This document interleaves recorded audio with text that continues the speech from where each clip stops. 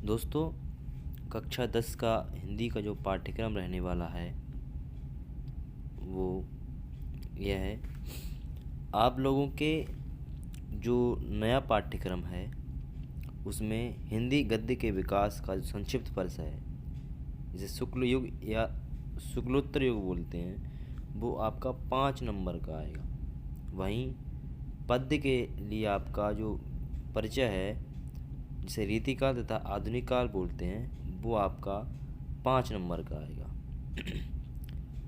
अब उसी प्रकार से गद्य हेतु जो निर्धारित पाठ्य वस्तु है उससे आपका जो संदर्भ आएगा 2 नंबर का आएगा। रेखांकित अंश की व्याख्या आएगी, वो 2 नंबर की आएगी। तथ्यपरक जो प्रश्न होंगे वो भी 2 नंबर के आएंगे। उसी के साथ काव्य हेतु जो निर्धारित पाठ्य वस्तु है उससे जो आपकी जो व्याख्या ली जाएगी, जो संदर्भ उसका लिखना होगा और काव्य सौंदर्य लिखना होगा, वो 2-2 अंक का आएगा। संस्कृत में आप लोगों के लिए गद्यांश एवं पद्यांश का संदर्भ सहित हिंदी में अनुवाद करना होगा। इसमें अनुवाद का 3 नंबर का मिलता है और संदर्भ का 1 नंबर मिलता है। वहीं इसमें लेखकों की जीवनी परिचय आएगा, जीवन परिचय एवं रचनाएं होंगी उसमें। तो 3 नंबर तो होंगे उनके कवियों का जीवन परिचय लिखोगे और 3 नंबर आपको मिलेंगे जो उनकी रचनाएं लिखोगे उसके लिए। वहीं संस्कृत में एक श्लोक जो उसमें प्रश्न पत्र में ना आया हो वो आपको 2 नंबर का रहेगा।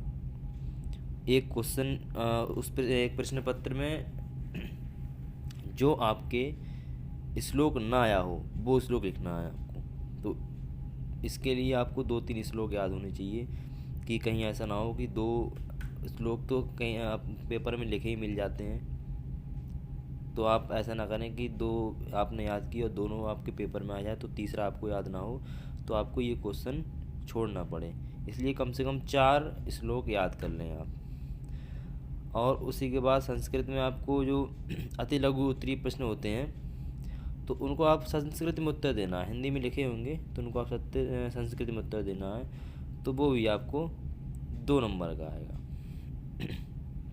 अब रस 2 नंबर के आएंगे, अलंकार 2 नंबर के आएंगे, छंद आपके 2 नंबर के आएंगे। अब हिंदी व्याकरण की बात करते हैं। हिंदी व्याकरण में उपसर्ग आएंगे आपको 3 नंबर का।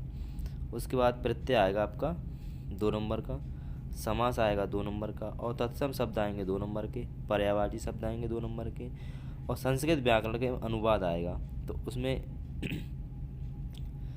संधि आएगी 2 नंबर की, शब्द रूप आएंगे 2 नंबर के, धातु रूप 2 नंबर के, संस्कृत अनुवाद 2 नंबर के आएंगे, निबंध रचना 6 अंकों की आएगी, और खंड काव्य जो आपका जो भी चलता हो आपके यहाँ पे खंड काव्य वो आपका 3 नंबर का आएगा।